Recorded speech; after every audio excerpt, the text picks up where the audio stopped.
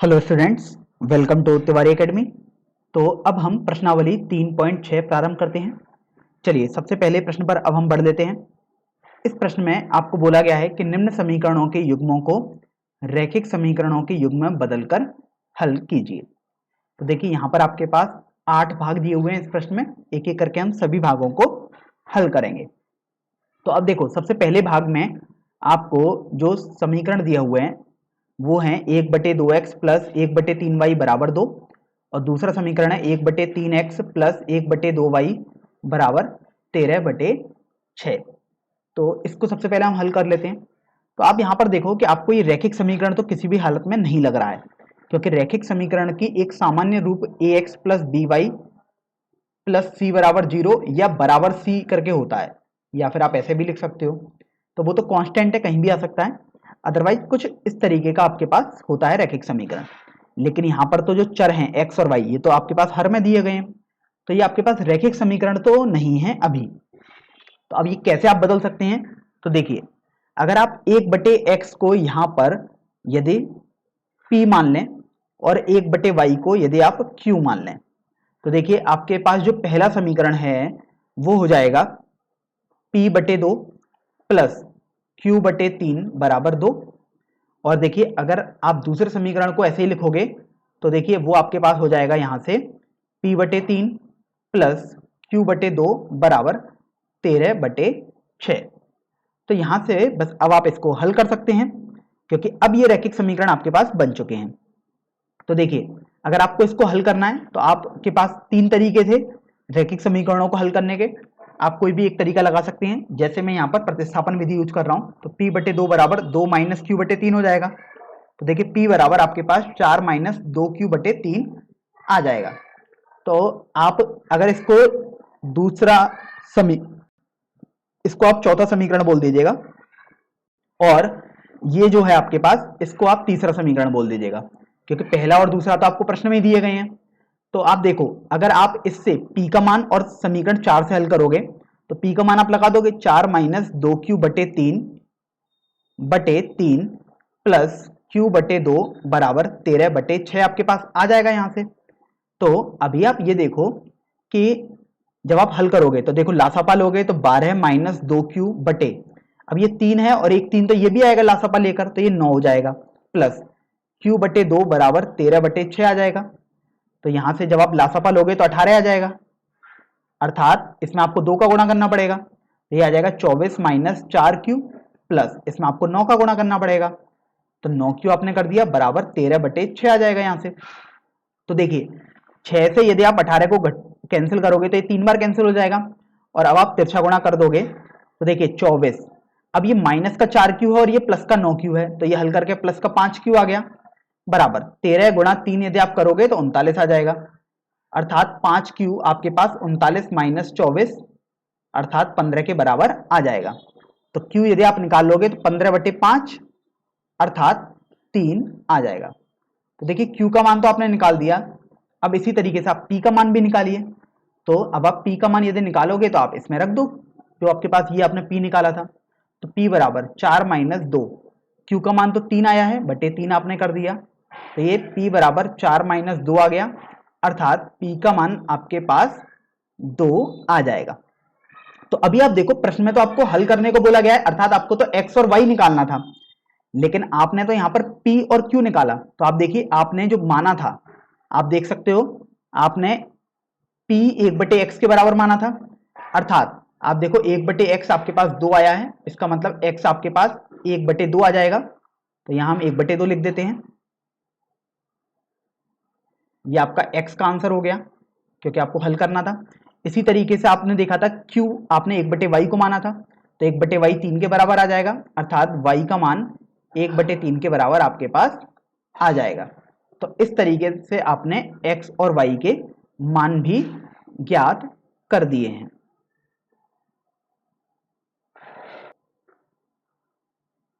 अब आप दूसरे भाग पर आइए। दूसरे भाग में आपको समीकरण दिए हुए हैं 2/√x प्लस 3/√y बराबर 2, ये पहला समीकरण है। और दूसरा समीकरण आपको यहां पर दिया हुआ है 4/√x -9/√y बराबर -1। तो अभी भी आपको दिखाई दिया है कि ये रैखिक समीकरण अभी तो नहीं है, लेकिन यदि आप 1/√x को p मान लें और 1/√y को q मान लें, तो देखिए आपके पास आ जाएगा पहला जो समीकरण होगा 2p + 3q बराबर 2, क्योंकि 2/√x जो लिखा है मैं यहां पर आपको समझा देता हूं, 2 × 1/√x है और इसको तो आप p मान रहे हो, तो ये 2p आ गया। इसी तरीके से बाकी भी आप लिख सकते हैं। और जो दूसरा समीकरण है उसको सरल करके ये आपके पास आ जाएगा 4p - 9q बराबर -1। तो अभी आप ये देखो कि अगर आपको इसको हल करना है तो इसको सबसे पहले समीकरण 3 बोल दीजिएगा और इसको आप समीकरण संख्या 4 बोल दीजिएगा। अब आप ये देखिए कि अगर हम यहाँ पर विलोपन विधि यूज करें तो यहाँ पर आपके पास गुणांक किसी भी पद के बराबर नहीं आ रहे हैं। देखिए ना तो p का यहाँ पर देखो 2 आया, यहाँ पर 4 आया, तो बराबर नहीं है। यहाँ 3 है और यहाँ 9 है, तो ये भी बराबर नहीं है। तो आपको बराबर तो करने पड़ेंगे। तो देखिए या तो आप 3 से गुणा कर दें समीकरण 3 में, या 2 से गुणा कर दें। तो देखिए अगर आप समीकरण 3 में आप 2 से गुणा कर दीजिएगा तो देखो आपके पास यहां से आ जाएगा 4p + 6q बराबर 4 आ जाएगा, क्योंकि आपको दोनों तरफ गुणा करना होता है, तो आपने हर तरफ गुणा कर दिया बराबर। ये देखो 4p - 9q बराबर -1, ये चल ही रहा है चतुर्थ समीकरण, तो जैसे का तैसा आपने लिख दिया। फिर आप देखिए कि आपके पास ये देखो बराबर आ चुका है 4p और यहाँ भी 4p। तो अब आप यहाँ पर घटाओगे, तो अगर आप घटाओगे तो चिन्ह परिवर्तित हो जाएगा, तो ये माइनस, ये प्लस और ये प्लस हो गया। तो देखो ये कैंसिल हो गया। 6q + 9q आपके पास बचा, अर्थात 15q आ गया बराबर। ये देखो 4 और ये +1 है, तो यहां से आपके पास 5 आ गया। तो q का मान 1/3 आपके पास यहां से आ जाएगा। अब देखिए आपने q का मान तो निकाल दिया है, अब आप p का मान निकालेंगे। तो आप किसी भी समीकरण का सहारा ले सकते हैं, जैसे मैं तृतीय समीकरण का सहारा ले लेता हूं। तो यहां से आप देखो 2p + 3, q का मान आपने 1/3 लिखा और ये 2 आ गया। तो देखिए 2p + 1 बराबर 2 आ गया, अर्थात 2p बराबर 1 आ जाएगा। तो आप p का मान यदि निकालोगे तो 1/2 आ जाएगा। ये आपने p और q के मान निकाल लिए, लेकिन आप देखिए आपको तो हल करने को बोला गया था और प्रश्न तो आपके पास x और y में था, अर्थात आपको x और y निकालने हैं बेसिकली। तो अब देखिए आपने p माना था 1/√x को, तो 1/√x बराबर 1/2 आया, अर्थात √x आपके पास 2 के बराबर आ जाएगा।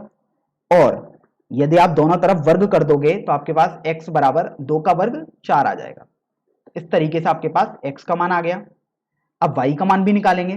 तो देखिए आपने q माना था 1/√y को, तो आपने 1/√y बराबर 1/3 लिख दिया, तो √y यहां से 3 के बराबर आ जाएगा। और यदि आप दोनों तरफ वर्ग करोगे तो y का मान आपके पास 9 यहां से आ जाएगा। तो इस तरीके से आपने दूसरे भाग में भी x और y के मान निकाल दिए हैं। चलिए अब हम तीसरे भाग पर बढ़ते हैं। तो देखिए तीसरे भाग में आपको समीकरण दिए हुए हैं 4/x + 3y बराबर 14, ये पहला समीकरण है। और दूसरा समीकरण है 3/x - 4y बराबर 23। तो अभी आप ये देखो कि आपको जो दिक्कत हो रही है वो 1/x जो लिखा है इससे हो सकता है आपको थोड़ा जटिलता आए जब आप प्रश्न हल करो। तो देखो आप 1/x को p मान लो। अब यहां पर ये ध्यान दें, कभी भी संदेह ना करें कि p और q ही मानने होते हैं। आप कोई से भी दो मान सकते हैं, जैसे आप a और b मान लीजिएगा, आप p और q मान लीजिएगा, आप m और n मान लीजिएगा, कुछ भी आप मान सकते हैं। ये तो आप पर निर्भर करता है, क्योंकि एट द एंड आपको x और y ही निकालना है। तो देखिए अब आप y में कुछ भी मत करिए, क्योंकि y तो अपॉन में नहीं है, सिंपल सा चल रहा है। तो देखो आपके पास जो पहला समीकरण बन जाएगा वो हो जाएगा 4p + 3y बराबर 14। और देखिए दूसरा समीकरण बन जाएगा 3p - 4y बराबर 23। तो अगर आप इसको देखो 14 को अगर आप पक्षांतर कर दो तो 4p + 3y - 14 बराबर 0 बन गया 1, और दूसरा बन जाएगा 3p - 4y - 23 बराबर 0। तो अभी भी आपके पास तीन तरीके हैं, क्योंकि दो चर हैं और दो आपके पास समीकरण है। क्योंकि देखिए चर यहां पर अब p और y बचे हैं केवल, तो आपके पास तीन तरीके हैं, प्रतिस्थापन विधि, विलोपन विधि या वज्रगुणन विधि। अब ये आपके ऊपर निर्भर करता है कि आप कौन सी विधि यहां पर लगाना चाहेंगे। तो देखिए यहां पर हम वज्रगुणन विधि यूज कर लेते हैं। तो वज्र गुणन विधि हम यहाँ पर यूज करते हैं। तो उसमें आपने सीखा था, आप लिखोगे p बटे, क्योंकि सबसे पहले यहाँ अगर x रहता था तो आप x बटे लिखते थे, तो अब यहाँ आपने p बटे लिख दिया। फिर आप लिखोगे माइनस y बटे, फिर आप लिखोगे 1 बटे। आप देखो जब आप p के नीचे कुछ भी लिखोगे तो आप इस वाले पदों को हटा दो, तो आपके पास यहां पर देखो गुणांक बचे हैं 3 और -14, तो आप ये लिख दीजिएगा। और यहां पर बचा है -4 और -23, तो आप यहां पर इसको लिख दीजिएगा। इसी तरीके से अब आप देखो माइनस वाई के नीचे लिखोगे, तो माइनस वाई के यदि नीचे लिखोगे आप, तो आपके पास बचा यहां से 4 और -14, तो आपने 4 और -14 लिख दिया। और यहां से आपके पास देखो 3 और -23 बचा है, 3 और -23 आपने यहां पर लिख दिया। अब इसी तरीके से आप चाहेंगे कि 1 के नीचे भी आप लिखो कुछ, तो देखो वो कैसे लिखते हैं। तो आपने अचर पदों को हटा दिया, अर्थात आपने छुपा दिया है ना, तो आपके पास बचा 4 3, और देखिए 3 और -4 आपके पास यहां से बच गया, तो आपने ये यहां पर लिख दिया है। तो अभी आप देखो जब आप इसको हल करोगे तो यहां से p बटे, अब देखिए 3 का -23 में गुणा करेंगे तो -69 आ जाएगा, माइनस अगर आप -4 का -14 में गुणा करेंगे तो प्लस का 56 आ जाएगा आपके पास, बराबर -y बटे, अगर आप 4 का -23 में गुणा करोगे तो -92 आ जाएगा, माइनस अगर आप 3 का -14 में गुणा करोगे तो -42 आपके पास यहां से आ जाएगा, बराबर 1 बटे, अगर आप 4 का -4 में गुणा करोगे तो -16 आ गया, माइनस अब 3 का 3 में गुणा करोगे तो 9 आ जाएगा आपके पास। बस अब आप आसानी से सरल कर सकते हैं इसे। तो देखिए p बटे, अब ये -69 और -56 यदि आप इसको हल करोगे तो ये आपके पास माइनस का 125 आ जाएगा, बराबर -y बटे, देखो -92 और यहाँ +42 हो जाएगा क्योंकि माइनस और माइनस है, तो ये -50 आपके पास बच गया, बराबर 1 बटे, देखो -16 और -9 मिलकर आपके पास -25 बन जाएगा यहां से। तो अगर आप यहां पर इसको और इसको उठा लो तो p बटे -125 बराबर 1 बटे -25 हो गया, तो p का मान यहां से -125 बटे -25, देखो माइनस से माइनस कैंसिल, 25 से 125 5 बार कैंसिल, तो p का मान आपके पास 5 आ गया। अब इसी तरीके से अगर आप ये दूसरा और ये तीसरा भाग उठाने, अर्थात -y बटे -50 बराबर 1 बटे -25, तो देखो माइनस से माइनस आपने कैंसिल कर दिया यहां पर, तो आपके पास y बचा है 50 बटे -25 अर्थात -2 के बराबर। तो देखिए y तो आपके पास -2 यहां से सीधे के सीधे आ गया, क्योंकि y तो आपको प्रश्न में भी दिया था, तो अर्थात y तो आपको निकालना ही था, तो y का मान तो -2 आ गया। अब आप देख रहे हैं कि आपके पास अभी x नहीं आया है, तो आप देखिए आपने तो p को 1 बटे x माना था, अर्थात आप p की जगह 1 बटे x लगा देंगे, तो वो आपके पास 5 के बराबर था, तो x यहां से 1 बटे 5 के बराबर आ जाएगा। तो इस तरीके से आपने यहां पर x और y के मान ज्ञात कर दिए हैं।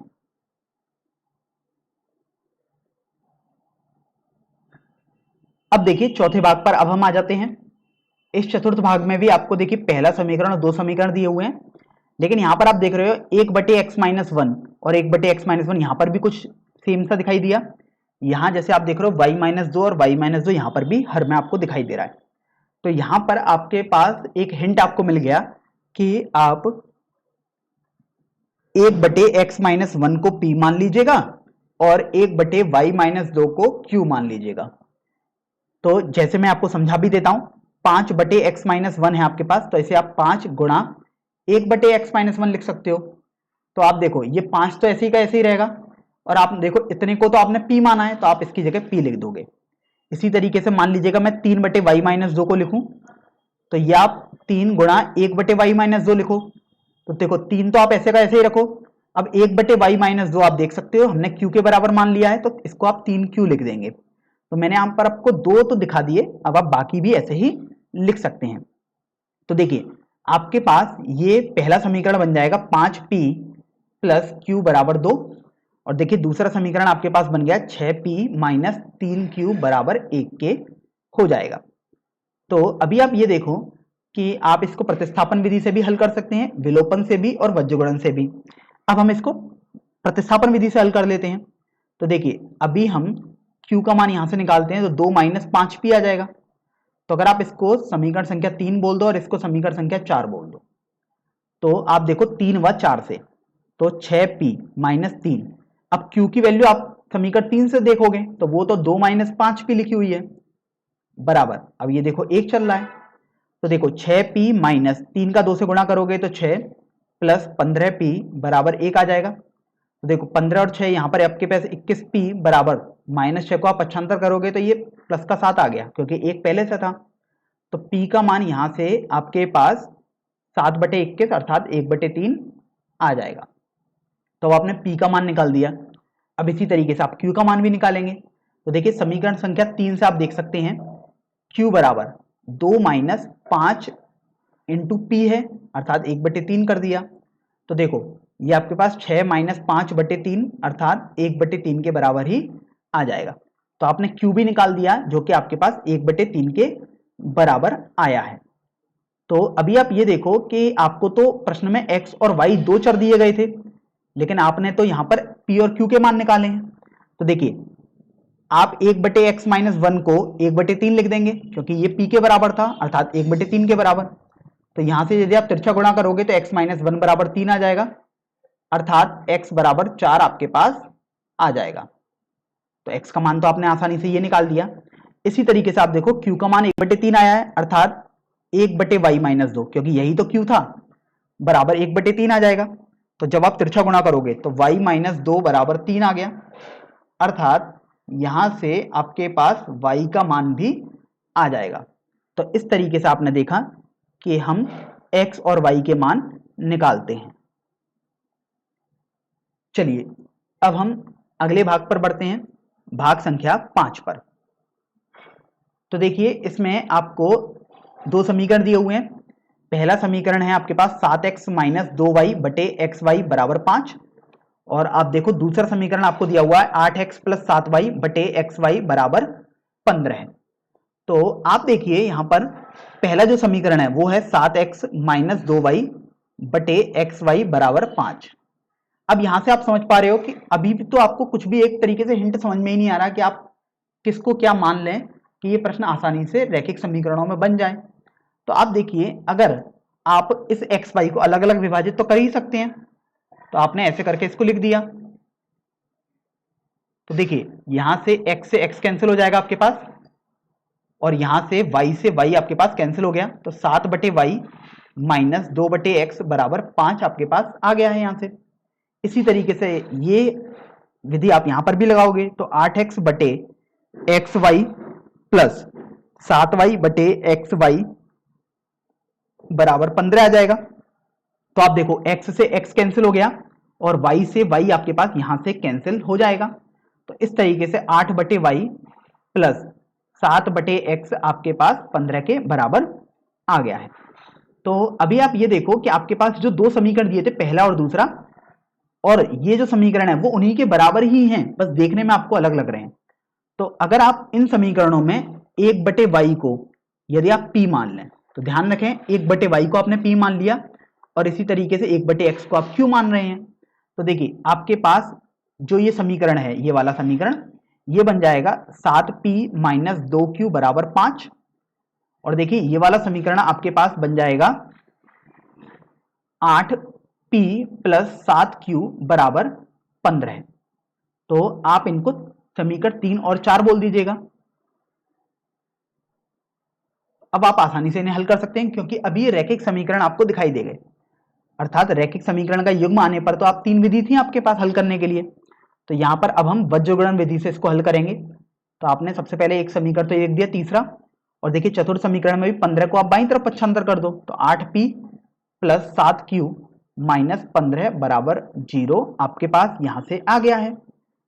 तो आप देखिए सबसे पहले तो आप लिखोगे p बटे फिर लिखोगे आप माइनस q बटे फिर आप लिखोगे 1 बटे। तो आप देखो सबसे पहले आप यदि p के नीचे लिखना चाहोगे तो आप इन वाले पदों को हटा दो तो आपके पास बाकी जो पद बचे वो -2 -5 7 -15 बचे हैं।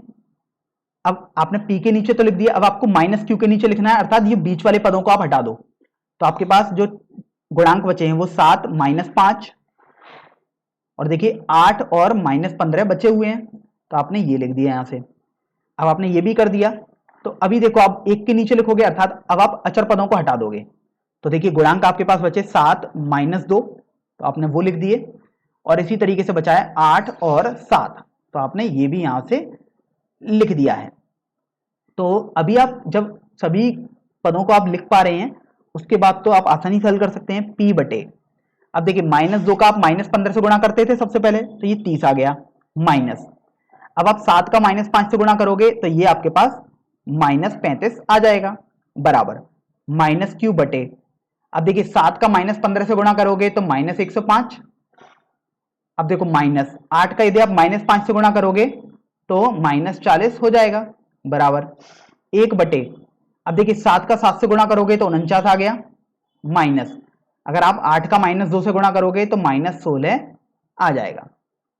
तो इस तरीके से आप देखिए कि यहां से p बटे, अब ये देखो 30 और ये देखो प्लस बन चुका है क्योंकि माइनस और माइनस है, 30 प्लस 35 65 हो जाएगा, बराबर माइनस क्यू बटे, ये माइनस 105 है और ये देखो प्लस का 40 बन गया, अर्थात माइनस का 65 बचा यहां पर भी, और 1 बटे देखो ये प्लस बन गया, अर्थात 49 प्लस 16 तो ये 65 आ गया।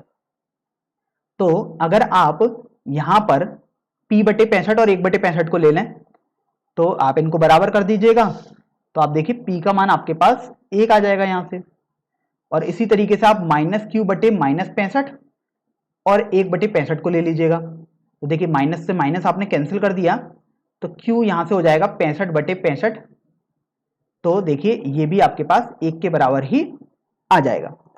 अब आप देखिए आपने p और q तो आसानी से निकाल लिया, लेकिन प्रश्न में तो जो समीकरण थे आपके पास वो तो x और y में थे और हल करना था, अर्थात आपको तो x और y निकालना था। तो आप देखिए आपने 1 बटे y p को माना था और 1 बटे x q को माना था, तो देखिए आप p अर्थात इसको 1 बटे x कर दोगे तो x यहां से आपके पास 1 आ जाएगा, इसी तरीके से q को भी आप 1 बटे y लिख सकते हो, तो ये 1 आ गया 1 बटे y, तो देखिए यहां से y आपके पास 1 आ जाएगा। तो इस तरीके से आपने x और y के मान निकाल दिए हैं, जो कि दोनों आपके पास 1 के बराबर आए हैं।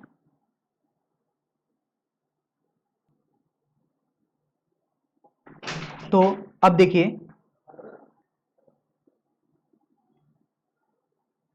7वें भाग में आइए, 6x प्लस 3y बराबर 6xy आपको दिया हुआ है, और ये दिया हुआ है 2x प्लस 4y बराबर 5xy, तो देखिए दोनों समीकरण आपको दिए हुए हैं यहाँ पर।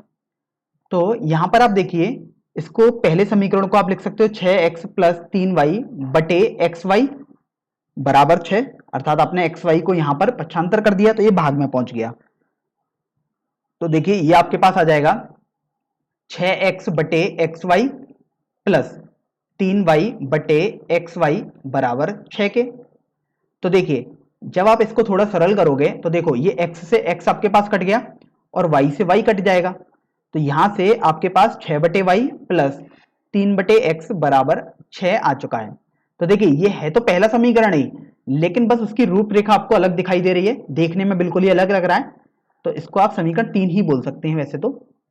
अब देखो अगर आप इसी तरीके से समीकरण 2 को लिखो तो ये आ जाएगा 2x प्लस 4y बटे एक्स वाई। अब मैं देखिए पहली बार मैं यहाँ बटे एक्स वाई कर देता हूँ, दोनों में अलग अलग, तो ये 5 आ गया। तो देखिए x से x कट गया, y से y आपके पास कट गया, तो यहां से ये हो जाएगा 2 बटे वाई प्लस 4 बटे एक्स बराबर 5 के।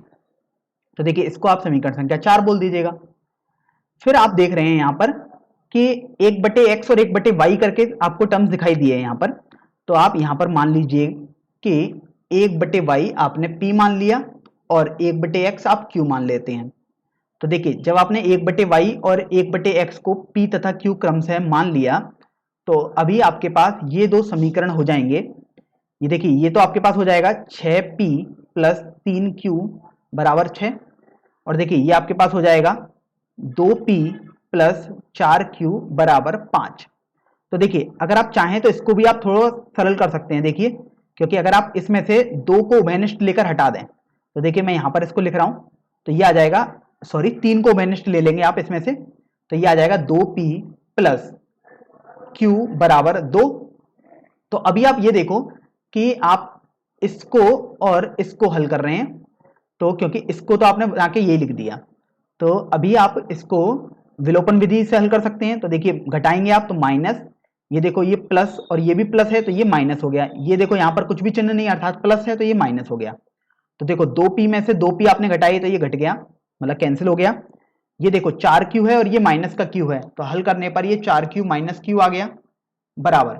अब देखिए ये 5 माइनस 2 आपके पास दाईं तरफ बच गया है यहाँ से, तो इस तरफ देखिए आप, ये आ जाएगा 3q बराबर, ये भी 3 आ गया, अर्थात q का मान आपके पास 1 आ गया है।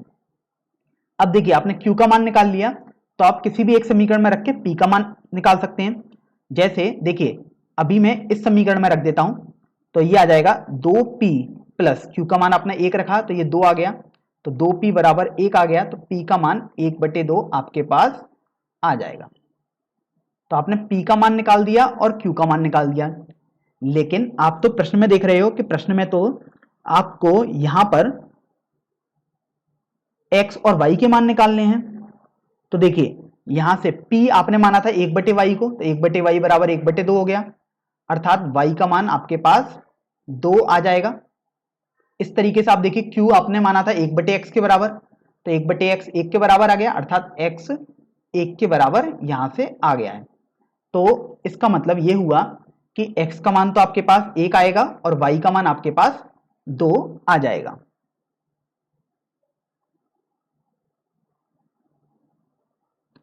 तो अब आप देखिए अगले भाग पर बढ़ते हैं, भाग संख्या 7 पर।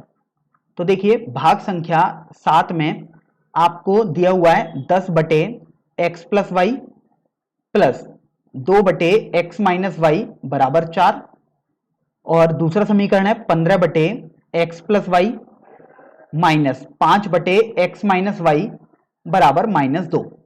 तो अगर आप इन दोनों समीकरणों में गौर करेंगे तो आप देखो 1/x प्लस वाई यहां पर भी चल रहा है और यहां पर भी है, इसी तरीके से हर में x माइनस वाई यहां पर भी है, इस समीकरण में भी है।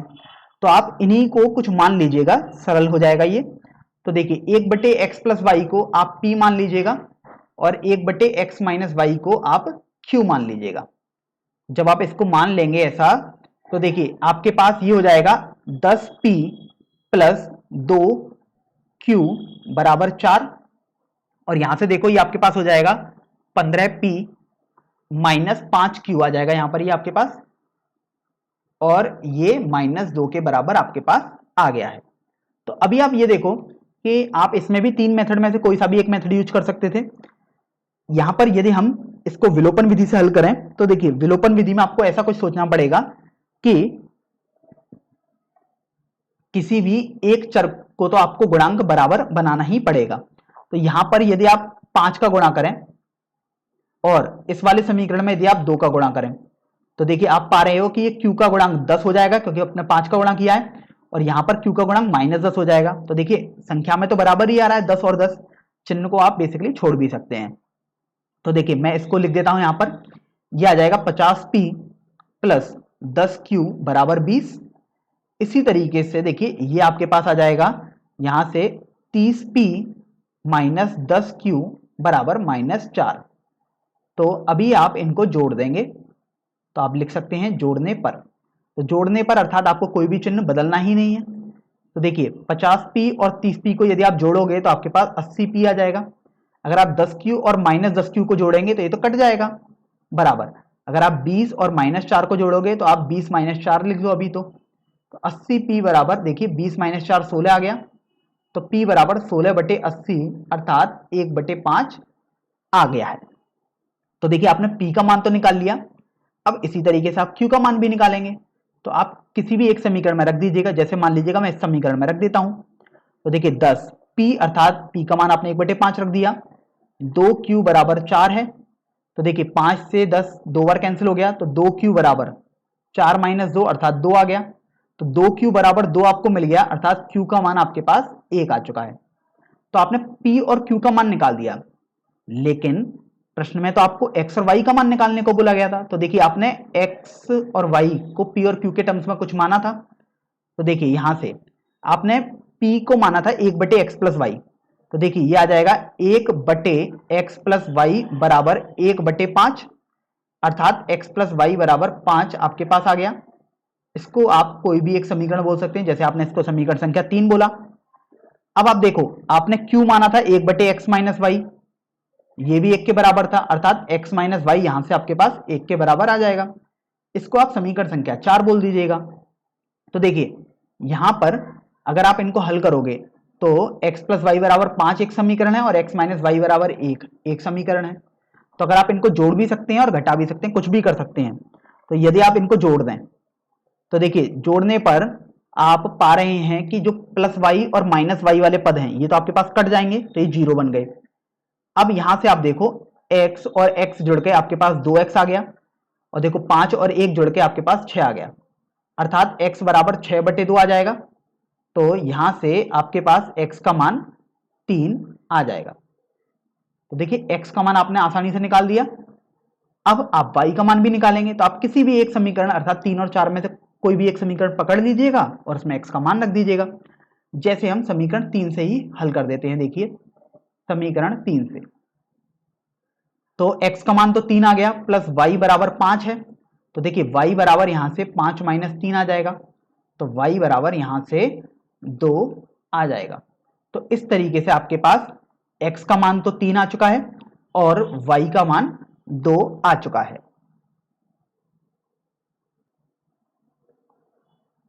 तो देखिए इस प्रश्न के सबसे अंतिम भाग पर अब हम बढ़ते हैं। इस भाग में आपको दो समीकरण दिए हुए हैं, तो देखिए इनको मैं अलग अलग एक बार लिख लेता हूं। 1/3x प्लस वाई है प्लस 1/3x माइनस वाई बराबर 3/4 है एक समीकरण। और दूसरा समीकरण आप देखिए आपको दिया हुआ है 1/2 गुणा 3x प्लस वाई माइनस 1/2 गुणा 3x माइनस वाई बराबर माइनस का 1/8। तो अभी आप ये देखो कि यहां पर अभी ये रैखिक समीकरण तो नहीं है, तो आप इसको इतनी आसानी से तो हल नहीं कर सकते कि सीधे आप कोई भी एक मेथड लगा दें और ये हल हो जाए। तो आप देखो यहां पर आपके पास ऐसे पद देखो जो बराबर कहीं ना कहीं समान से दिख रहे हो। तो आप देखो 1/3x प्लस वाई आपको दोनों समीकरणों में दिखाई दे रहा है, तो आप इसको p मान लीजिएगा, और 1/3x माइनस वाई इसको आप q मान लीजिएगा। तो ये आपके ऊपर निर्भर करता है आप किसको p और किसको q माने, ठीक है। तो देखिए अब आपके पास जो दो समीकरण बन जाएंगे, तो ये वाला समीकरण अब मैं लिख देता हूं, तो ये बन जाएगा p प्लस क्यू बराबर 3/4। और देखिए ये वाला समीकरण आपके पास बन जाएगा p/2 माइनस q/2 बराबर माइनस का 1/8। तो देखिए यहां से आप इसको तो ऐसे लिख दो p प्लस क्यू बराबर 3/4। अब यहां से आप देख रहे हो 1/2 इसमें भी कॉमन है, यहां पर भी है और यहां पर भी 1/2 तो आएगा ही। तो आपके पास जब इसे सरल करोगे तो p माइनस क्यू बराबर माइनस का 1/4 आ गया यहां से। तो अब यहां से आप तीनों में से कोई भी एक मेथड लगा दीजिएगा। वैसे यहां पर विलोपन विधि बहुत ही आसान पड़ेगी, तो यहां पर मैं विलोपन विधि को यूज कर रहा हूं। तो देखिए जोड़ने पर, तो अगर आप जोड़ेंगे तो देखो प्लस क्यू से माइनस क्यू कैंसिल हो जाएगा। देखो ये प्लस पी है और ये भी प्लस पी है, तो इनको जोड़ने पर p प्लस पी आ गया बराबर। यहां पर आप देखो ये 3/4 है और जोड़ोगे तो ये माइनस 1/4 है, तो ये ऐसे आ जाएगा आपके पास। तो देखिए 2p बराबर ये 3/4, ये माइनस 1/4, 2p बराबर इसे 3 माइनस 1/4 अर्थात 2/4 आप लिख सकते हो। तो आप देखिए यहां से 2 से 2 कैंसिल हो गया, तो p का मान 1/4 आपके पास आ चुका है। अब देखिए p का मान तो आपके पास आ गया, अब आप किसी भी एक समीकरण में p का मान रख दीजिएगा तो q आ जाएगा। जैसे मान लीजिएगा मैं इस समीकरण में रख देता हूं, तो देखिए p का मान 1/4 प्लस q बराबर 3/4 था ये, तो q बराबर 3/4 माइनस 1/4 हो जाएगा, अर्थात q बराबर 2/4, मतलब 1/2 आपके पास आ गया। तो इस तरीके से आपने p और q अलग अलग निकाल लिए हैं, लेकिन आपको तो प्रश्न में x और y निकालने हैं। तो अभी आप देखो आपने p माना था 1/3x प्लस वाई के बराबर, तो देखिए आप इसको लिख सकते हो 1/3x प्लस वाई, क्योंकि p को तो आपने यही माना था, तो ये 1/4 के बराबर हो गया। तो इस तरीके से यहां पर आपके पास 3x प्लस वाई 4 के बराबर आ जाएगा। इसको आप समीकरण संख्या 3 बोल दीजिएगा। अब देखो q आपने माना था 1/3x माइनस वाई के बराबर, तो ये देखो ये 1/2 आ गया। जब आप तिरछा गुणा करोगे तो ये आपके पास 3x माइनस वाई बराबर 2 आ जाएगा। तो इसको आप समीकरण संख्या 4 बोल दीजिएगा। तो अब बेसिकली आपको x और y के मान निकालने हैं, अर्थात समीकरण संख्या 3 और 4 को हल करना है, क्योंकि अभी ये रैखिक समीकरणों का युग्म आ चुका है। तो देखिए 3x प्लस वाई बराबर 4 और 3x माइनस वाई बराबर यहां से 2 आ गया। तो देखो जब आप इनको जोड़ दें, आप घटा भी सकते हैं तब भी आ जाएगा, तो जोड़ने पर भी मैं आपको पहले बता देता हूं। तो देखिए यदि आप इनको जोड़ेंगे तो ये आपके पास 6x आ गया, लेकिन ये कैंसिल हो जाएगा तो आपके पास 6 आ गया। इधर 4 और 2 को जोड़ेंगे तो 6 आ गया। तो देखिए यहां से x बराबर आपके पास 1 आ जाएगा। अब चूंकि आपको तो y का मान भी निकालना है, तो आप देखिए समीकरण 3 को जैसे ले लीजिएगा, तो यहां से 3x अर्थात x की जगह 1 रख दिया प्लस y बराबर 4 आ गया, तो y बराबर 4 माइनस 3 आ जाएगा, अर्थात आपके पास y बराबर 1 आ जाएगा। तो इस तरीके से आपने x और y के मान निकाल दिए, जो कि 1 और 1 के बराबर आ चुके हैं।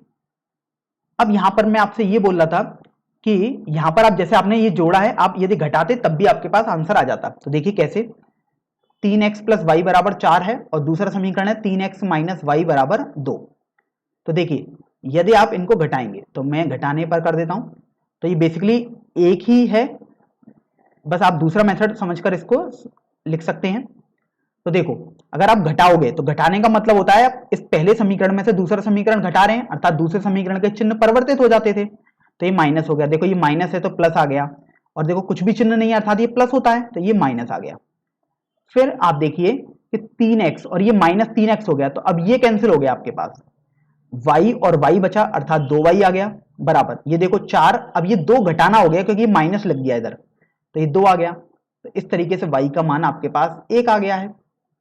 तो आप किसी भी समीकरण 3 या 4 में किसी एक में रख दो, तो आपके पास 3x प्लस 1 बराबर 4 आ जाएगा।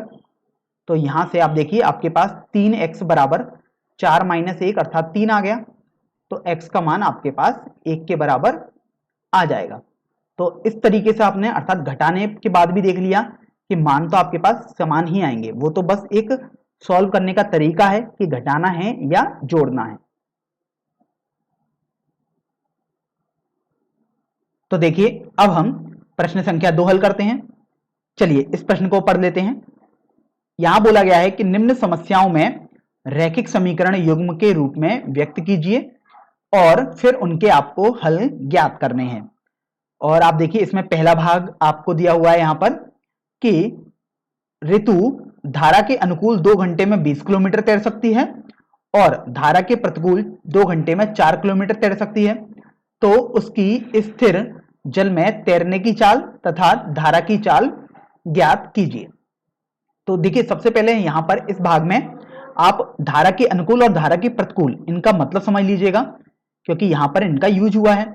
तो देखिए ये कॉन्सेप्ट है जो कि आपको याद रखने चाहिए। तो धारा के अनुकूल, धारा के अनुकूल का मतलब है कि धारा और जो आपके पास व्यक्ति है दोनों की दिशा सेम हो तैरने की। तो देखिए मैंने यहां पर एक ऐसे फिगर से बता दिया कि देखिए धारा की दिशा अगर आपने ये मानी तो आप व्यक्ति की दिशा भी यही वाली मानेंगे, तो आप बोलेंगे कि व्यक्ति धारा के अनुकूल तैर रहा है। अब इसी तरीके से एक धारा के प्रतिकूल भी होता है। तो धारा के प्रतिकूल का मतलब होता है कि जब व्यक्ति और धारा के तैरने की दिशा दोनों अलग अलग हो। तो देखिए यदि व्यक्ति इस दिशा में तैर रहा है तो धारा दूसरी दिशा में बहनी चाहिए। तो आप यहां से देख सकते हो कि धारा तो आपकी इस दिशा में बह रही है और देखिए व्यक्ति जो है वो आपका इस दिशा में बह रहा है। तो जब भी अलग अलग दिशा में बहेंगे तो आप बोलेंगे धारा के प्रतिकूल है, और जब भी एक दिशा में बहेंगे तो आप बोलेंगे धारा के अनुकूल है। अब देखिए यहां इतना तो समझ में आ गया। फिर आपको बोला गया है कि जल में तैरने की चाल और धारा की चाल आपको ज्ञात करनी थी। तो देखिए जो आपको ज्ञात करना है सबसे पहले आप उसी को मान लीजिएगा। तो माना स्थिर जल में ऋतु के, क्योंकि व्यक्ति का नाम ऋतु है, तो ऋतु के तैरने की चाल आपने x किलोमीटर प्रति घंटा मान ली है। क्योंकि देखिए किलोमीटर प्रति घंटा आपको इसलिए मालूम पड़ा क्योंकि देखिए किलोमीटर है दूरी का मात्रक और घंटा ही चल रहा है इस प्रश्न में समय का मात्रक। अब जिस तरीके से आपने स्थिर जल में ऋतु के तैरने की चाल मान ली, उसी तरीके से आप मान लीजिएगा कि धारा की चाल अर्थात धारा के बहने की जो चाल होगी वो आप y किलोमीटर प्रति घंटा मान लेते हैं। तो देखिए आपने x और y ये मान लिए क्रमशः। अब आप यहां पर ये भी समझ सकते हैं कि अगर धारा और व्यक्ति दोनों की दिशा एक ही है अर्थात x और y एक ही दिशा में बह रहे हैं, इसका मतलब जो व्यक्ति होगा वो और तेजी से बहेगा क्योंकि अभी उसकी चाल x प्लस वाई हो जाएगी। तो देखिए यहां पर धारा के अनुकूल जो चाल हो जाएगी बेसिकली, अब चूंकि एक ही दिशा में बह रहे हैं तो वो चाल आपके पास x प्लस वाई हो जाएगी। आप देख सकते हो, मैं आपको ऐसे समझा देता हूं, एक x हो गई और एक y हो गई, तो दोनों बेसिकली एक ही दिशा में बह रहे हैं, इसलिए धारा के अनुकूल चाल आपके पास x प्लस वाई हो गई। तो यहां पर मैंने लिख दिया धारा के अनुकूल चाल बराबर x प्लस वाई। अब यहां से आप देखो कि आपको बोला गया है कि धारा के अनुकूल तो वो 2 घंटे में 20 किलोमीटर तैर सकती है, तो आपने एक फॉर्मूला पढ़ा था कि चाल बराबर दूरी बटे समय आपके पास आता है। तो देखिए चाल तो धारा के अनुकूल x प्लस वाई है, दूरी, अब यहां से आप देखो आपको बोला गया था कि दूरी तो वो 20 किलोमीटर तैर रही है और 2 घंटे में, तो आप दूरी की जगह 20 किलोमीटर रख देंगे और समय की जगह आपने 2 घंटे रख दिया। तो यहां से आप देखो कि आपके पास x प्लस वाई बराबर, जब आप इसको हल करोगे तो 10 आ जाएगा, अर्थात x प्लस वाई बराबर 10। आपके पास ये एक समीकरण आ गया, इसको आपने नंबर 1 बोल दिया। अब इसी तरीके से आप देखो धारा के प्रतिकूल यदि चाल निकालेंगे, तो सबसे पहले हम धारा के प्रतिकूल चाल निकाल लेते हैं। तो धारा के प्रतिकूल चाल हमेशा x माइनस वाई होगी। देखिए अगर व्यक्ति इस दिशा में चल रहा है x दूरी से और धारा आप देखिए इस दिशा में है y से, और यहां पर व्यक्ति है, तो हमेशा वो x माइनस वाई होती है। इस बात का विशेष ध्यान रखें, कभी भी धारा की चाल व्यक्ति की चाल से ज्यादा नहीं होनी चाहिए। इसका मतलब ये होगा कि व्यक्ति खुद नहीं बहेगा, वो तो धारा की तरफ बहेगा, क्योंकि जब भी y ज्यादा हो जाएगा तो व्यक्ति खुद तो कुछ नहीं बह पाएगा, वो पीछे ही बहता रहेगा, लेकिन व्यक्ति को तो आगे बहना है, इसलिए हमेशा x माइनस वाई ही आप रखेंगे। तो अब देखिए धारा की प्रतिकूल चाल तो आपने निकाल ली, फिर आप देखोगे आपने पढ़ा था दूरी बटे समय, ये आपके पास चाल के बराबर होता है। तो यहां से आप देखो चाल तो आपके पास x माइनस वाई आ गई बराबर, अब देखो दूरी, आप देखो आपको प्रश्न में बोला गया कि वो 4 किलोमीटर तैर रही है 2 घंटे में, तो आपने दूरी की जगह 4 लिख दिया और समय की जगह 2 घंटे लिख दिया। तो देखो ये 2 बार कैंसिल हो गया, तो x माइनस वाई बराबर 2 आपके पास आ गया है। इसको आप समीकरण संख्या 2 बोल दीजिएगा। तो बस अब आपको x और y को हल करना है। तो देखिए पहला समीकरण था आपके पास x प्लस वाई बराबर 10 और दूसरा समीकरण आपके पास आया है x माइनस वाई बराबर 2। तो देखिए हल करने के लिए आपके पास 3 तरीके होते हैं। तो एक तो प्रतिस्थापन तरीका होता है, एक विलोपन विधि होती है और एक होती है आपके पास वज्रगुणन विधि। तो आप कोई सा भी विधि यूज कर सकते हैं, जैसे यहां पर मैं विलोपन विधि यूज कर रहा हूं। तो देखिए अब उसमें मैं मान लीजिएगा इनको जोड़ देता हूं, तो आप जोड़ने पर लिख दीजिएगा। यहां पर जोड़ने का मतलब होता है जैसा है वैसा ही आप लिख देंगे। तो देखो x और x अगर आपने जोड़े तो 2x आ गया। अब देखो ये प्लस वाई है और ये माइनस वाई है, तो अगर आप जोड़ोगे तो ये तो कैंसिल हो जाएगा आपके पास, तो ये कुछ भी नहीं बचा अर्थात 0 बच गया। इसी तरीके से 10 और 2 को आप जोड़ोगे तो हमेशा 12 आएगा, तो यहां से आपके पास 2x बराबर 12 तो आ गया है। तो इसका मतलब ये हुआ कि x बराबर आपके पास 6 आ जाएगा। अब यहां से चूंकि x बराबर 6 आपके पास आ गया, अब चूंकि आपको तो y निकालना होगा, तो देखिए x प्लस वाई बराबर 10 एक समीकरण था, आप इसमें x का मान रख दो, तो ये 6 प्लस वाई बराबर 10 आ जाएगा। y बराबर 10 माइनस 6 अर्थात y बराबर 4 आपके पास आ जाएगा। तो यहां से आपने व्यक्ति की चाल भी निकाल ली। जो व्यक्ति की चाल होगी स्थिर जल में, व्यक्ति यहां पर ऋतु है, तो उसकी चाल आपके पास आ गई है 6 किलोमीटर प्रति घंटा, जो कि आपने x मानी थी। और इसी तरीके से धारा की जो चाल थी जो कि आपने y मानी थी वो 4 किलोमीटर प्रति घंटा हो जाएगी। तो ये आपके बेसिकली आंसर आ चुके हैं। बस यहां पर आपको गौर करने वाली बात यह है कि ये आपको हमने पहले भी बताया कि हमेशा व्यक्ति की चाल धारा की चाल से ज्यादा ही होगी, नहीं तो व्यक्ति खुद कुछ नहीं चल पाएगा, वो पीछे की तरफ चलता रहेगा।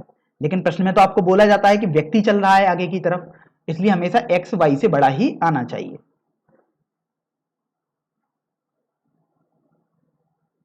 तो देखिए अब हम दूसरे भाग पर बढ़ते हैं।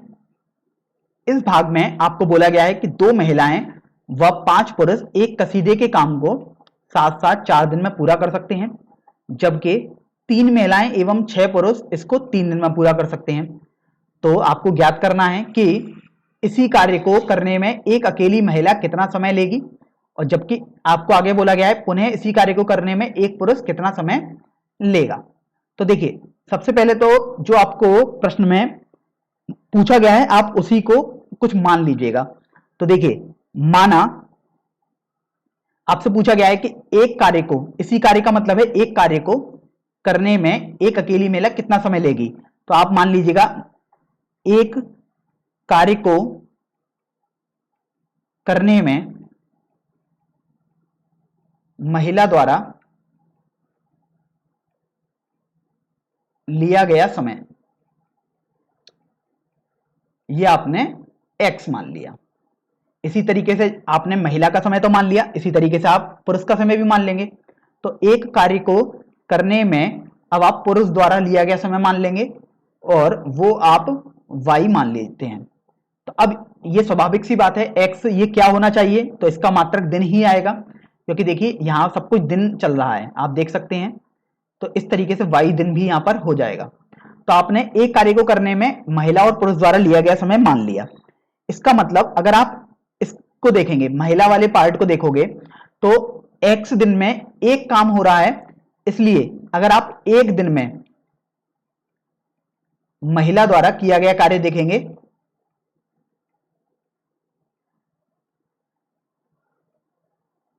तो वो तो आपके पास 1/x आ जाएगा।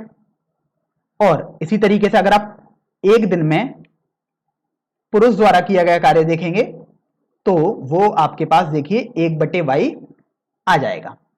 तो अभी आप ये देखो कि ये आपने एक दिन में एक महिला द्वारा किया गया कार्य देख लिया और एक दिन में एक पुरुष द्वारा किया गया कार्य देख लिया। तो अभी आप ये देखिए कि इसको आप ऐसे भी समझ सकते हो, अगर आपको संदेह हो कि अगर कोई व्यक्ति 4 दिन में एक काम करता है तो वह व्यक्ति एक दिन में 1/4 काम करेगा। तो इसी तरीके से आपने ये लिखा है कि x दिन में एक काम हो रहा है इसलिए एक दिन में 1/x, पुरुष y दिन में एक काम कर रहा है इसलिए एक दिन में 1/y काम करेगा। तो ये आपने एक दिन के हिसाब से लिख दिया है। अब आप धीरे धीरे प्रश्न को एक बार और पढ़िए। तो देखिए यहां पर दिया हुआ है 2 महिलाएं व 5 पुरुष। तो देखिए एक महिला आपको काम करती है 1/x एक दिन के लिए, तो यहां पर 4 दिन में काम हो जाएगा। तो देखिए सबसे पहले तो 2/x काम हो गया महिला का, क्योंकि 2 महिलाएं हैं, और 5 पुरुष हैं तो एक पुरुष 1/y काम करता है, तो 5 पुरुष 5/y काम करेंगे, क्योंकि आपने तो 5 का गुणा कर दोगे 1/y में। तो ये आपके पास हो गया। अब यहां से आप देखो कि एक दिन का काम आपने लिख दिया 2 महिलाओं वो 5 पुरुषों का, तो एक दिन में तो वो 1/4 काम कर पाएंगे, तो आप इसको 1/4 के बराबर बोल दीजिएगा। तो इस तरीके से आपका ये पहली शर्त आ गई है, इसको आप समीकरण संख्या 1 बोल दीजिएगा। तो देखिए थोड़ा सा इसको हम सरल कर सकते हैं चाहे तो, अदरवाइज अभी रहने दीजिएगा आप। फिर आप देखिए आगे आपको दूसरी शर्त दी हुई है 3 महिलाएं व 6 पुरुष। तो देखिए 3 महिलाओं द्वारा किया गया काम तो 3/x हो जाएगा, और 6 पुरुषों द्वारा एक दिन में किया गया काम 6/y हो जाएगा।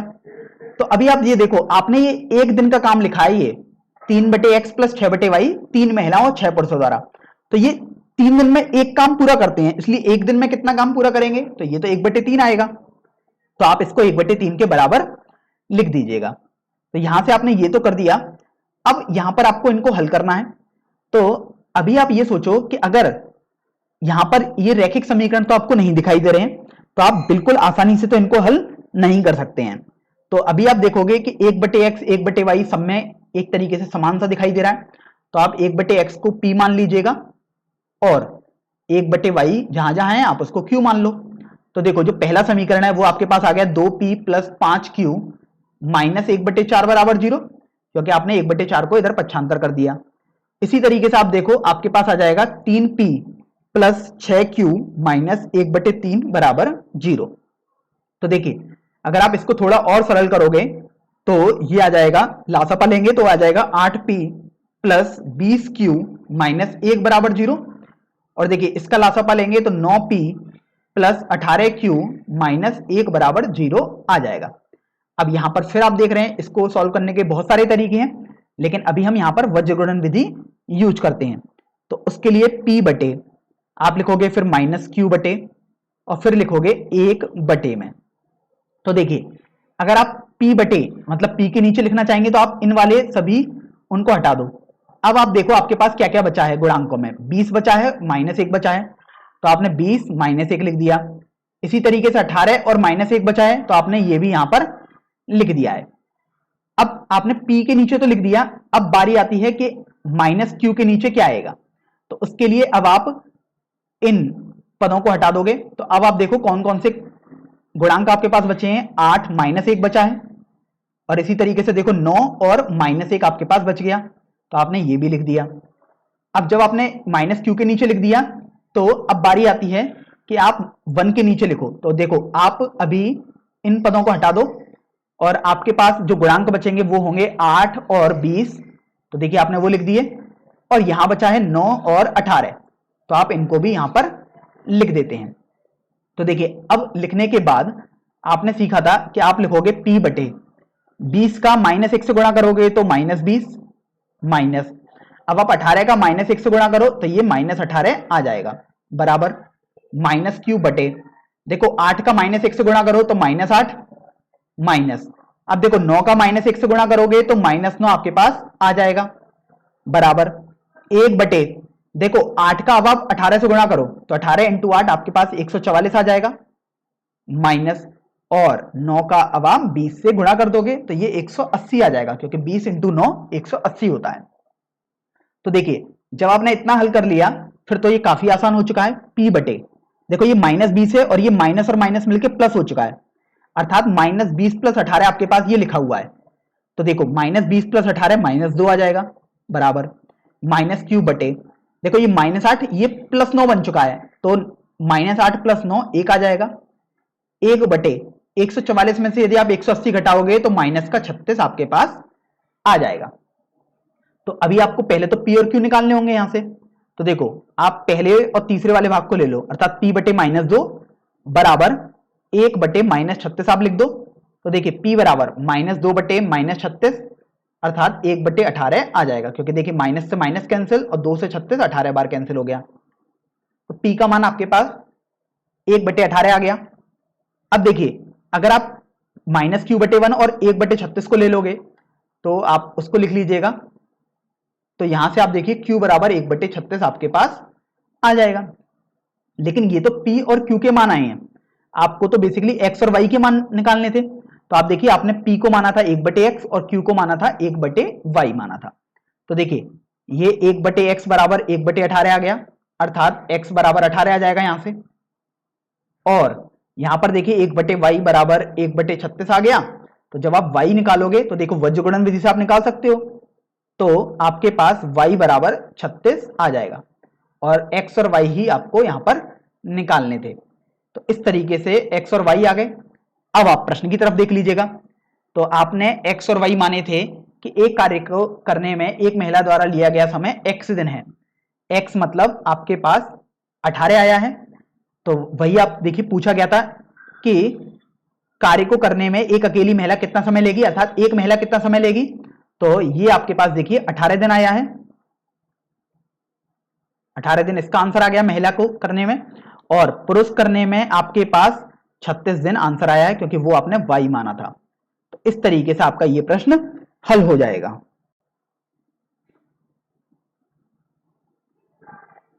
तो देखिए अब हम इस प्रश्नावली का सबसे अंतिम भाग हल करते हैं।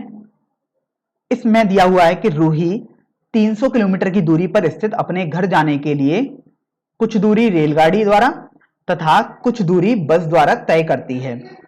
फिर आपको आगे बोला गया है कि यदि वह 60 किलोमीटर तो रेलगाड़ी द्वारा चलती है और शेष बस द्वारा तय करती है तो उसे 4 घंटे लगते हैं। फिर आप देखो आगे आपको लिखा हुआ है कि 100 किलोमीटर रेलगाड़ी से जाए और शेष बस से यात्रा करे तो 10 मिनट एक्स्ट्रा लग रहे हैं उसे। तो रेलगाड़ी व बस की क्रमशः चाल ज्ञात कीजिए। तो देखिए यहां पर उसको 300 किलोमीटर की दूरी तय करनी है। तो देखिए अगर ए से बी तक के बीच की दूरी तय करनी है, तो आपने ये बिंदु ऐसे मान लिए, तो ये 300 किलोमीटर आपको दिया हुआ है। अब यहां पर आप देखो, यहां पर आपके पास दो शर्तें दी हुई हैं। पहली शर्त तो ये है कि वह कुछ दूरी रेलगाड़ी से तय कर रही है और कुछ दूरी बस द्वारा तय कर रही है। तो देखिए, आपसे रेलगाड़ी व बस की क्रम से चाल पूछी गई है, तो जो पूछा गया है आप उसको सबसे पहले मान लीजिएगा। तो माना रेलगाड़ी की चाल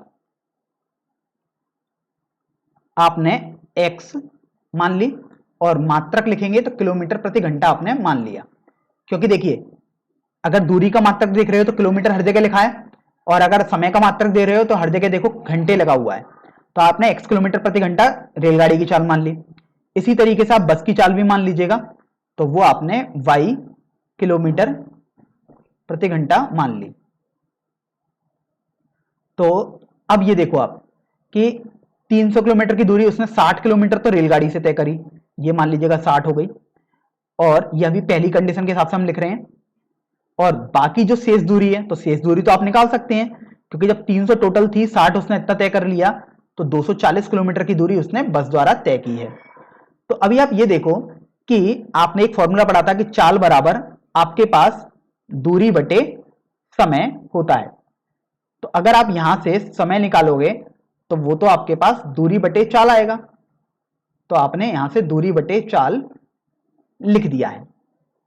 अब आप यहां से देखो कि समय तो उसको 4 घंटे लगे हैं, दूरी सबसे पहले तो उसने रेलगाड़ी से 60 किलोमीटर दूरी तय करी है, तो चाल उसकी x थी, प्लस अब उसने देखिए बस से 240 किलोमीटर दूरी तय करी है और चाल बस की y थी, तो ये दोनों का अलग अलग समय ही तो हुआ, रेलगाड़ी और बस द्वारा लिया गया समय, और वो आप देखो आपको दिया गया है कि वो तो 4 घंटे है, तो आप इसको 4 के बराबर लिख देंगे।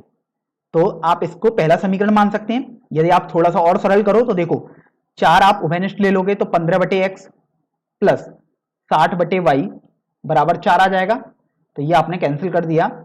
तो यहां से देखिए आपके पास आ जाएगा 15 बटे एक्स प्लस 60 बटे वाई बराबर 1, तो इसको आप समीकरण संख्या 1 मान लीजिएगा। अब देखिए आपने पहली शर्त तो प्रश्न की हल कर दी, मतलब एक समीकरण बना दिया। अब आप देखो दूसरी शर्त पे, दूसरी शर्त में आपको बोला गया है कि अभी वह 300 किलोमीटर की जो दूरी है ए से बी के बीच की दूरी, उसमें 100 किलोमीटर रेलगाड़ी से तय कर रही है। तो देखिए 100 किलोमीटर आपने ये मान लिया, और शेष दूरी बस द्वारा है, तो शेष दूरी कोई भी बहुत बड़ा काम नहीं है, क्योंकि 300 किलोमीटर यदि टोटल है तो शेष दूरी तो 200 किलोमीटर बची, 200 किलोमीटर बस से तय किया जा रहा है। तो फिर आप देखोगे कि आपने देखा कि समय बराबर तो आपके पास दूरी बटे चाल होता है। तो देखिए आपने ये दूरी बटे चाल है, तो दूरी को भी तो आपने दो पार्ट में डिवाइड किया है, एक बार रेलगाड़ी से और एक बार बस से किया है। तो देखिए आपने दूरी जब 100 किलोमीटर रेलगाड़ी से किया था 100 बटे एक्स, क्योंकि ये रेलगाड़ी की है तो रेलगाड़ी की चाल आपने लिख दी एक्स। इसी तरीके से देखिए 200 किलोमीटर बस के लिए है तो बस की चाल आपने यहां पर वाई लिख दी बराबर।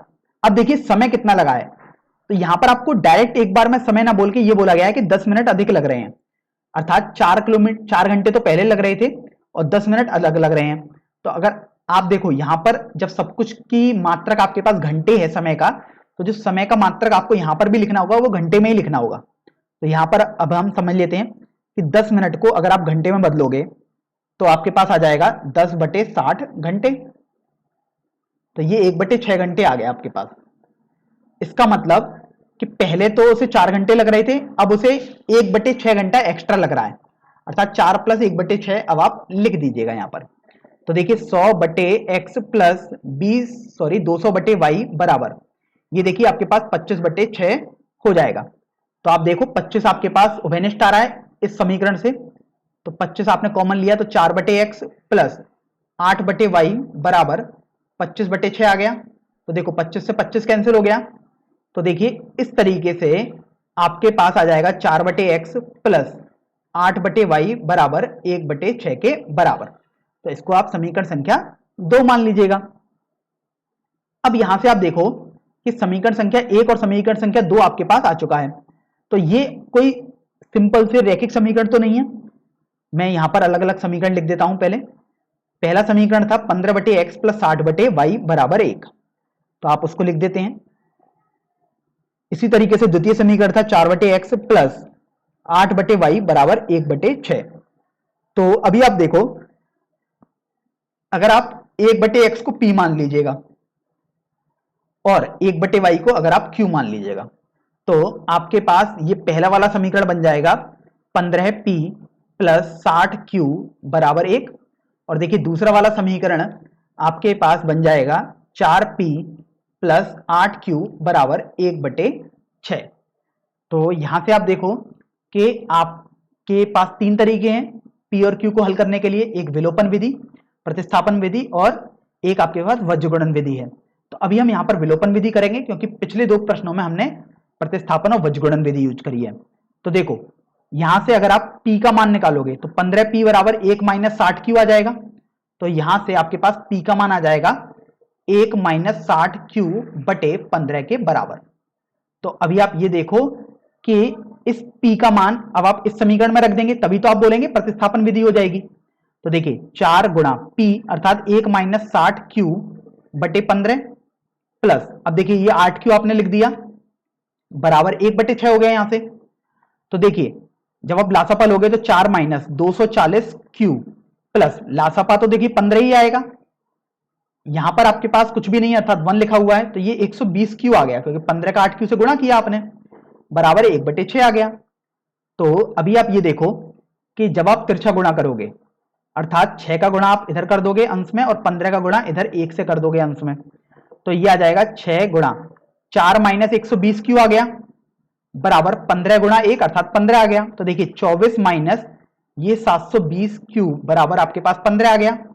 तो 720q बराबर 24 माइनस 15 अर्थात 9 आपके पास आ चुका है। अब यहां से आप देखो कि q का मान आपके पास हो जाएगा 9/720 अर्थात 1/, देखिए 9 से अगर आप कैंसिल करोगे तो 80 बार हो जाएगा, तो 1/80 आ गया q का मान आपके पास। तो अब q का मान आपने निकाल दिया, तो अब आपको p का मान भी निकालना होगा। तो देखिए p के मान के लिए अब आप इसमें q का मान रख दोगे। तो देखिए p बराबर तो आपने प्रतिस्थापन विधि के लिए माना था 1 माइनस 60q बटे 15। तो देखिए यहां से आपके पास p बराबर 1 माइनस 60q का मान 1/80 बटे 15 यहां से हो गया। तो देखो 0 से 0 कैंसिल, 2 से ये 6 3 बार कैंसिल और ये 4 बार कैंसिल। तो देखिए जब आप लासापा लोगे तो 4 माइनस 3/4 गुणा 15 बच जाएगा इधर, तो ये 1/60 आ गया। तो यहां से देखिए आपके पास p का मान भी आ चुका है जो कि 1/60 के बराबर आया है। अब ये तो p और q के मान आए जो कि आपने अलग से माने थे। तो आप देखो p को तो आपने 1/x माना था, तो यहां से 1/x बराबर 1/60 आया अर्थात x का मान आपके पास 60 आ जाएगा। और अब आपको y का मान भी निकालना होगा। तो आप देखो q तो आपने 1/y माना था, तो आप देखो 1/y 1/80 आ जाएगा अर्थात y का मान आपके पास 80 आ जाएगा। तो आपने x और y के मान भी यहां से निकाल दिए। अब यहां पर प्रश्न में देख लो, प्रश्न में आपको बोला गया है कि आपको रेलगाड़ी की और बस की क्रमशः चाल बतानी है। तो देखिए रेलगाड़ी की चाल तो आपने मानी थी x किलोमीटर प्रति घंटा, तो देखिए x का मान आपके पास यहां से 60 आया है। तो देखिए आप x का मान यहां पर 60 लिख देंगे तो 60 किलोमीटर प्रति घंटा आ गया। और बस की चाल आपके पास y अर्थात 80 किलोमीटर प्रति घंटा आ चुकी है। तो इस तरीके से आपने इस प्रश्न को हल कर दिया है।